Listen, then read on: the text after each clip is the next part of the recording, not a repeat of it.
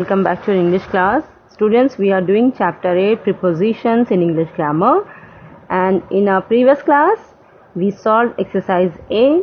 So in today's class we're gonna solve exercise B. Before that, let's revise what is preposition.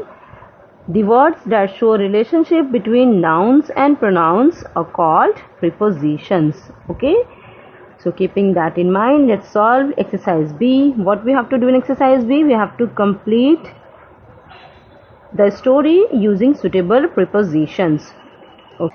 So according to the sentences, we have to use prepositions. Okay, so let's get started with it. The first sentence, first line of the paragraph is, "This is for the Kala Nag," said Gangaram, pouring the milk from the saucer. So write in first blank from. Okay, from means say.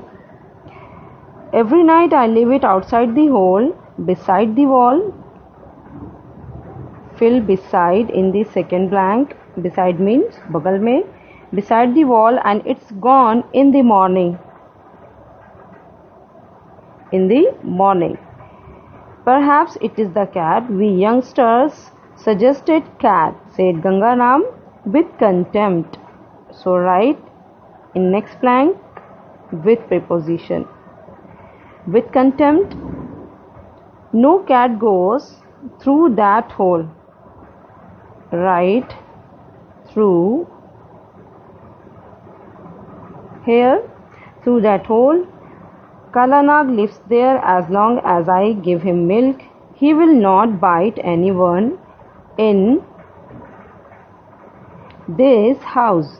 You can all go with bare feet. Bare feet means khule pav. With bare feet and play where you like. We were not having any patronage of Gangaram. Of, okay, means ka ki. As like patronage means sanrakshan. So here we are not having any patronage of Gangaram. You are a stupid old man, I said. Don't you know snakes don't drink milk? At least one could not drink a saucerful every day. The teacher told us that a snake eats only once in several days.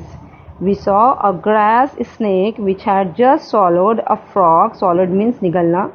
Frog. It struck like a blob into.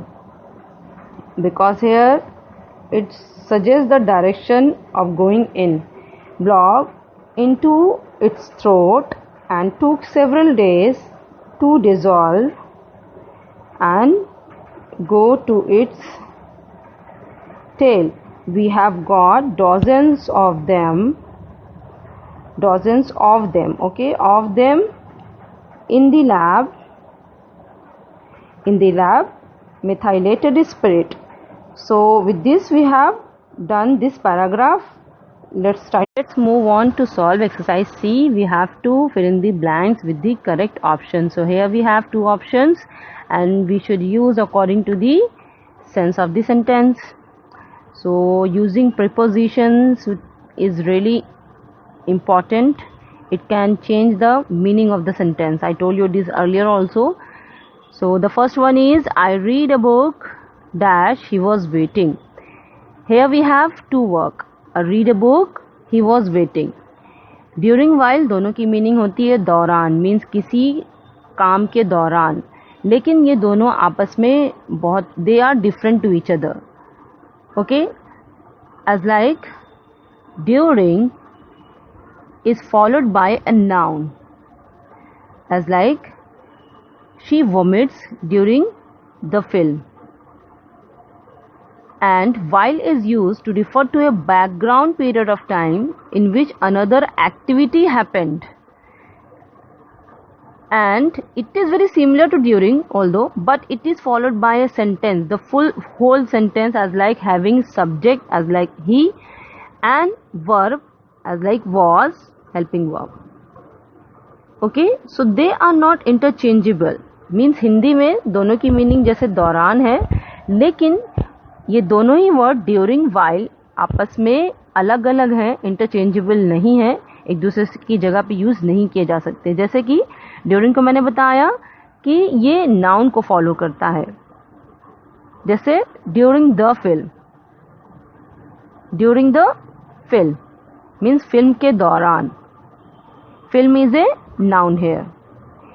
लेकिन while क्या है, while एक background period of time है और इस वक्त दो काम एक साथ होते हैं। जैसे कि I read a book, he was waiting, यहाँ पे दो एक्टिविटी हो रही है। आई रीड ए बुक जैसे कि मैं बुक पढ़ लेता हूँ, जब तक मीन्स उसके वो इंतज़ार कर रहा था तब तक मैंने बुक पढ़ लिया।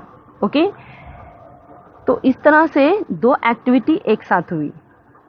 और दोनों का डिफरेंस ये भी है कि ड्यूरिंग क्योंकि नाउन को फॉलो करता है, वाइल एक पूरे सेंटेंस को फॉलो करता है जिसमें एक सब्जेक्ट होता है प्लस वर्ब भी होता है। Here we have subject he pronoun and was here auxiliary or helping verb, correct? So remember this, the difference between these two. So according to the sentence we should use while because we have two activity here. I read a book while he was waiting. जब तक वो इंतज़ार कर रहा था मैंने book पढ़ ली, या उसके इंतज़ार करने के दौरान मैंने बुक पढ़ ली। So let's move further. He speaks about the subject dash he were an expert. Now we have as if like. Let me tell you the meaning first of all. As if means होता है मानो, जैसे English Hindi में जब आप बोलते हो कि वो ऐसे बनती हैं जैसे कि रानी हो, मानो कि रानी हो, तो मानो कि यहाँ पे क्या है, वो रियल चीज़ नहीं है और आप उसको इमेजिनेशन लेवल पर जाके बोलते हो कि इस तरह से शो कर रही हैं जैसे कि वो मानो कि वो रानी हो। ठीक है, तो यहाँ पे मानो के लिए एज इफ का यूज़ करते हैं। ठीक है, और लाइक का, लाइक मीन्स होता है जैसे, ये आप एग्जाम्पल के तौर पे यूज़ कर सकते हो किसी के लिए। Let's see the sentence first of all. He speaks about the subject as if he were an expert. As if यहाँ पे होगा फिल ब्लैंक में, क्यों? क्योंकि अब इसका सेंस देखते हैं, इसकी मीनिंग देखते हैं। वो विषय के बारे में इस तरह से बोलता है जैसे कि बहुत, मानो कि वो बहुत एक्सपर्ट हो, मानो कि वो बहुत एक्सपर्ट हो। तो यहाँ पे मानो कि वो बहुत एक्सपर्ट हो, यहाँ पे आपको पता है कि दिस इज़ नॉट रियल। आप ये मानो कि इमेजिनेशन लेवल पे आप इस चीज़ को बोलते हो कि इस तरह से वो सब्जेक्ट के बारे में बोल रहा है या बोलता है कि मानो वो कोई एक्सपर्ट हो, मीन्स उसका इस पे अच्छा कमांड है। So here we use were. Were imagination level को बताता है, वो रियलिटी को नहीं बताता। लेकिन जब हम किसी का कंपैरिजन करते हैं, जैसे कि वो इस तरह से चलती हैं मानो कि वो कहीं की रानी हो, ऐसा बहुत बोलते हैं लोग एक दूसरे के लिए, तो मानो के सेंस में आप एज इफ का यूज़ करते हैं। ठीक है,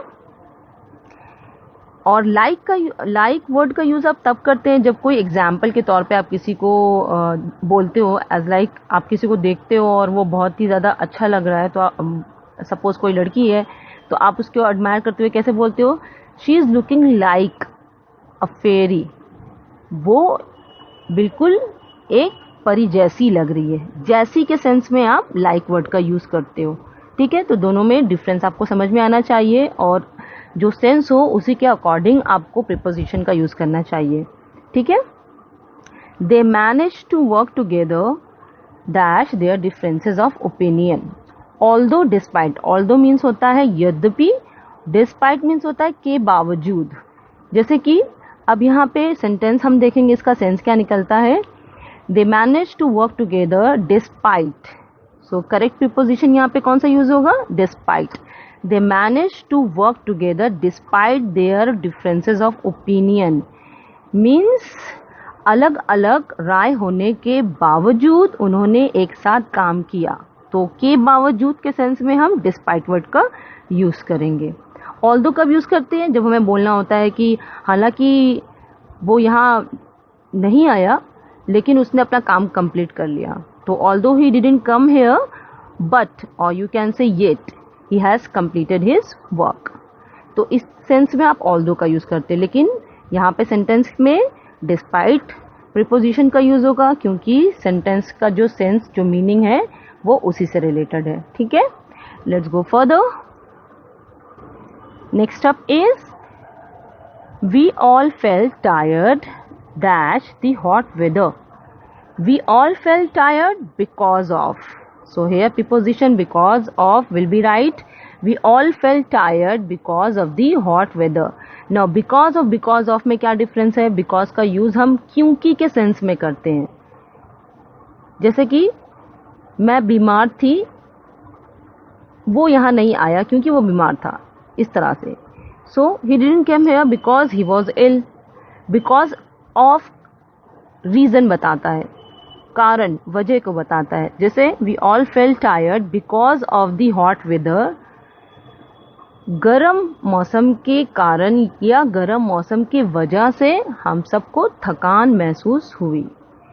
ठीक है, तो इस तरह से आपको डिफरेंस दोनों में समझना होगा, दोनों प्रीपोजिशंस का. बिकॉज का यूज हम तब करते हैं जब हमें क्योंकि बोलना होता है, और बिकॉज ऑफ जब रीजन शो करना होता है, कारण. Okay, cause. फिफ्थ, हर eyes shone like stars. Like, अब यहाँ पे आप लाइक का यूज करोगे, ना कि एज इफ का. Like stars, her eyes shone like stars means तारों की तरह उसकी आंखें चमकती हैं. ठीक है. Sixth one, I left home early dash I had to do several errands. Errands means task या वर्क, बहुत सारे काम. तो मैं घर जल्दी चला गया क्योंकि मुझे बहुत सारे काम करने थे. तो अब यहाँ पे क्योंकि बिकॉज का यूज करोगे आप, ना कि बिकॉज ऑफ का. ठीक है, तो इस तरह से आपको डिफरेंसेस समझ में आना चाहिए कि किस जगह पे आपको कौन सा प्रीपोजिशन यूज करना है. Okay, now we have done with exercise C also. Next up we have exercise D. You have to rewrite the following sentences by correcting prepositions. This is really simple and I will give you the answer as an example only of the first sentence. The students are proficient on English. Here on is wrong. We should use in instead. Okay? तो on का use हम पर के sense में करते हैं और in का यूज हम मे के सेंस में करते हैं. जैसे कि अब आप समझ लेते हैं प्रोफिशिएंट का मीन्स क्या होता है. प्रोफिशिएंट मीन्स होता है स्किलफुल होना, किसी चीज में महारत होना, महारत हासिल होना. तो जाहिर सी बात है, इट्स वेरी ऑब्वियस कि आपको किसी इंग्लिश में स्किलफुल हैं आप, उसमें आप प्रवीण हैं इन हिंदी. तो इस तरह से इन का यूज होगा मे के सेंस में, नॉट ऑन.